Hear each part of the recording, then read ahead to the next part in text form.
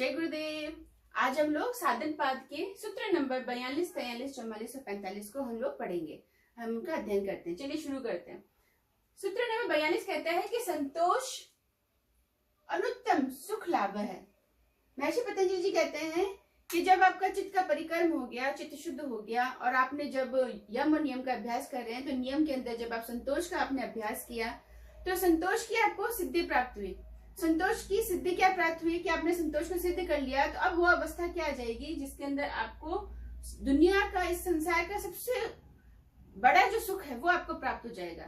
तो बोलते हैं वो क्या सुख है, तो बोलते हैं कि वो सुख है इस संसार से प्राप्त भौतिक सुख और स्वर्ग से प्राप्त जितने भी सुख है वो सुख उस सुख के सामने नगण्य है। तो बोलते हैं वो सुख है क्या, बोलते हैं तृष्णाओं का नाश, तृष्णाओं का नाश हो जाना। जो आपकी आकांक्षा है, जो आपकी इच्छा है वो जो उठती है उनका नाश हो जाना, इससे बड़ा सुख इस धरती और स्वर्ग में प्राप्त सुख से बड़ा ये सुख है। इनसे बड़ा कोई सुख है ही नहीं। तृष्णाओं के नाश से बड़ा इस संसार में कोई सुख है ही नहीं।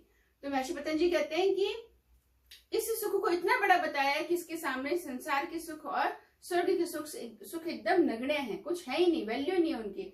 तो बोलते हैं इतना बड़ा सुख है। जब आप संतोष की सिद्धि कर लेते हैं तो आपको कोई तृष्णा ही नहीं उठती आपके अंदर से, कोई इच्छा ही नहीं होती, किसी चीज की कोई आकांक्षा नहीं रहती आपके अंदर। ये सबसे बड़ा सुख है। अगला, काय इंद्रिय सिद्धि अशुद्धि क्षय तपस्या है। तो बोलते हैं जब आप तप को सिद्ध करते हैं, जब आपने तप को अभ्यास किया और तप की सिद्ध आपकी सिद्ध हो गया आपका, तो क्या होगा, तो बोलते हैं तब आपकी अशुद्धि का क्षय हो जाएगा, अशुद्धि का क्षय हो जाएगा। तो अशुद्धि कहाँ होती है, चित्त के अंदर। तो कहते हैं चित्त के अंदर जो आपकी अशुद्धि भरी है वो अशुद्धि का क्षय यानी खत्म होने हो जाएंगी। और तब से, और जब अशुद्धि का क्षय हो जाएगा तो आपको फिर सिद्धि मिलेगी। तो क्या मिलेगी कि काया और इंद्रिय, इन दोनों की सिद्धि प्राप्त हो जाएगी। काया और इंद्रिय दोनों की सिद्धि प्राप्त हो जाएगी। जो 8 प्रकार की सिद्धियां हमने पढ़ी, अणिमा, महिमा, लेगिमा, वो प्राप्त हो जाएगी। दूरदर्शन, दूरदृष्टि, दूर का सुनना, ये सब सिद्धियां आपको प्राप्त हो जाएंगी। ये काया और इंद्रियों की सिद्धि होती है, ये आपको प्राप्त हो जाएगी। कब, जब तप आपका सिद्ध हो चुका होगा तब आपको ये सिद्धियां मिलेंगी। ये चित्त भी अशुद्धि का क्षय हो गया और काया और इंद्रिय की सिद्धि प्राप्त हो गई। अगला बोलते हैं स्वाध्याय। स्वाध्याय दिष्ट देवता संप्रयोग है। स्वाध्याय जब आप करते हैं तो आपको आपके जो इष्ट देवता होता है, स्वाध्याय इष्ट देवता संप्रयोग है। आपके इष्ट देवता जो है उनके दर्शन आपको होने लगते हैं। आपके जो भी देवता है, आपके जो भी महान ऋषि मुनि होते हैं, उनके दर्शन आपको होने लगते हैं, क्योंकि वो आपको एक इस पथ पर आप इतने आगे बढ़ चुके होते हैं तो वो आपको क्या करते हैं, मार्गदर्शन करते हैं। तो ये आपकी एक सिद्धि होती है स्वाध्याय से।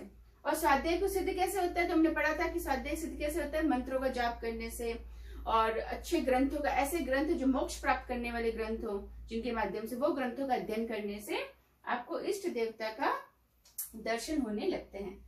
अगला है हमारा समाधि सिद्धि ईश्वर प्रणिधान। बोलते हैं ईश्वर प्रणिधान जब आपका सिद्ध हो जाता है, जब आप ईश्वर प्रणिधान करते हैं, उसका अभ्यास हो चुका होता है, सिद्ध हो चुका होता है। ईश्वर प्रणिधान सिद्ध कब होता है, जब आपकी भक्ति पूर्ण रूप से 100% आप पूर्णत्व भक्ति में हुआ। आपकी भक्ति के अंदर पूर्णत्व होना चाहिए, 100% भक्ति में पूर्णत्व होना चाहिए। ऐसा नहीं कि भक्ति में 0.1% भी आपके अंदर संशय उठे। 100% ईश्वर प्रणिधान, 100% भक्ति, 100 मतलब 100 ही प्रतिशत भक्ति होनी चाहिए, वो होता है ईश्वर प्रणिधान। अगर वो ईश्वर प्रणिधान की स्थिति आप प्राप्त कर लेते हैं, आपकी अभ्यास की अवस्था आ जाती है, तो आपकी समाधि सिद्ध लग जाती है। तो बोलते हैं समाधि कौन सी, तो बोलते हैं ईश्वर प्रणिधान से कौन सी समाधि पड़ती है, संप्रज्ञा समाधि। कौन सी, संप्रज्ञा समाधि यहाँ पर आपकी सिद्ध हो जाती है। संप्रज्ञा समाधि जो होती है ये हमारी यहाँ पर सिद्ध हो जाती है ईश्वर प्रणिधान से, ऐसा वो महर्षि पतंजलि जी कहते हैं। तो हमने 4 सूत्रों से 4 सिद्धियां देखी हमने कि संतोष जब हमारा सिद्ध हो जाता है तो सबसे बड़ा सुख हमें प्राप्त हो जाता है। फिर हमने काया और इंद्रिय, जब हम तप कर लेते हैं, सिद्ध कर लेते, तो काया यानी शरीर और इंद्रियों की सिद्धि हमें प्राप्त हो जाती है, चित्त हमारा निर्मल हो जाता है। फिर हमने देखा कि स्वाध्याय करने से इष्ट देवता जो आपके हैं उनको आपके दर्शन होने लगते हैं। फिर आपने देखा कि ईश्वर प्रणिधान जब आपकी सिद्ध हो जाता है तो आपकी समाधि भी लगने लगती है, समाधि भी सिद्ध हो जाती है, संप्रज्ञा समाधि। तो ये हमने आज पढ़े। अगर कोई प्रश्न हो तो कमेंट बॉक्स में जाके प्रश्न